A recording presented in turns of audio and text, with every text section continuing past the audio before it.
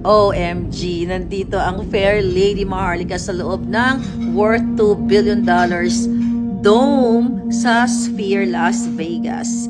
Kabubukas lang yan dito. October 2023, ang pinakaunang nag-perform ay ang U2 at ngayon na nakikita nyo ay Postcard from Earth kung saan pinagsamang science and fiction, nature, na ginawang documentary. Pinapakita ang bawat galaw ng isda, ayan, natin sa mundo.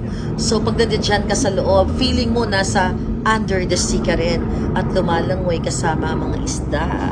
Sobrang first time in the history at dapat ma-experience ninyo kung mapadpad kayo dito sa Las Vegas, Nevada. Ayan, nakikita ninyo, nasa ulo ko, nasa tuktok, di ba? Nasa ceiling.